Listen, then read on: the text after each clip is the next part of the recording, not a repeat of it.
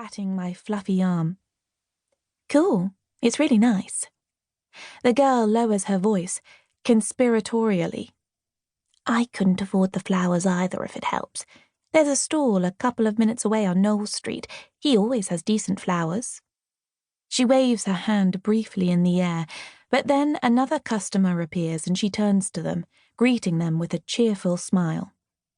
Thanks, I say in her general direction, but she's not listening. So I take my phone out. My sense of direction is absolutely hopeless, and I still can't work out how people find their way around London. I've worked out bits of it, but I can't seem to join them up. It takes me 3 tries, but I make it to Knoll Street in the end. There I find a round-faced man wearing a Santa hat, singing along to Christmas songs from a Bluetooth speaker. His stall is piled high with fruit and veg, and, phew, surrounding it is a rainbow array of flowers, which look to my uneducated eye just as nice as the ones from round the corner at Liberty. Well, almost as nice. A bit gaudy, maybe, but I can't afford to be fussy on my new London wages. 5 minutes later, I'm back on Oxford Street, looking at the Christmas lights with a bunch of considerably cheaper red roses, their cellophane wrapping crinkling in my arms. The lights, strung from one side of the street to the other, sparkle against the sky, which 10 minutes ago had been the usual English winter grey, but now has shifted to an ominous bruised purple. I'm trying to figure out if it's easier to jump on a bus or get the tube to Notting Hill to meet Becky and my new housemates.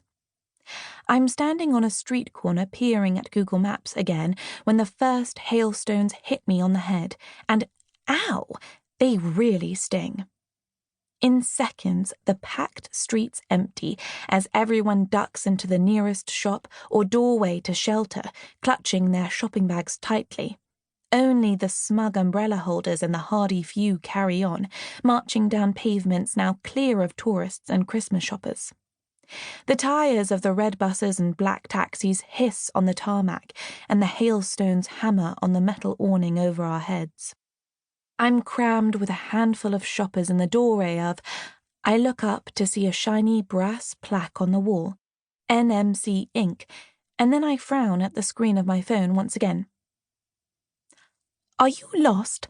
A man says. He has Scandinavian-looking blonde hair and a dark blue scarf wrapped round his neck. He's got a bit of an accent, and now he's indicating my phone with a finger. Where are you trying to go?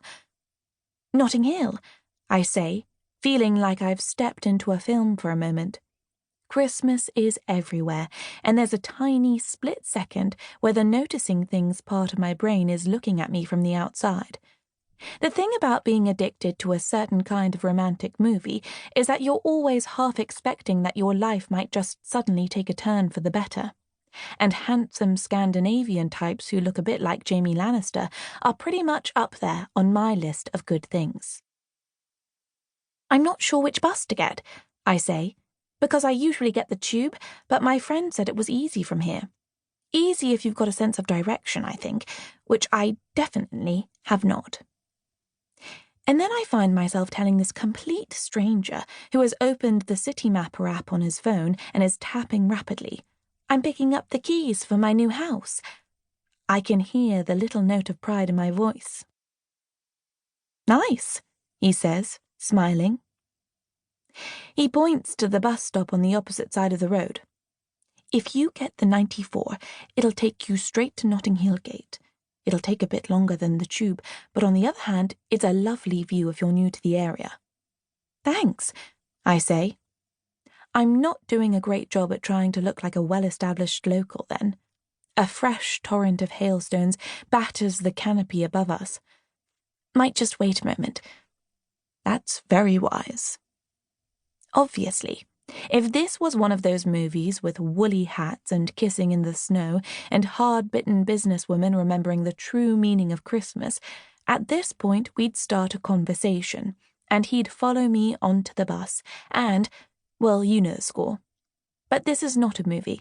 I am 100% single, and despite being as much of a sucker for a Richard Curtis movie as the next hopeless romantic, I remind myself that I am 100% not looking...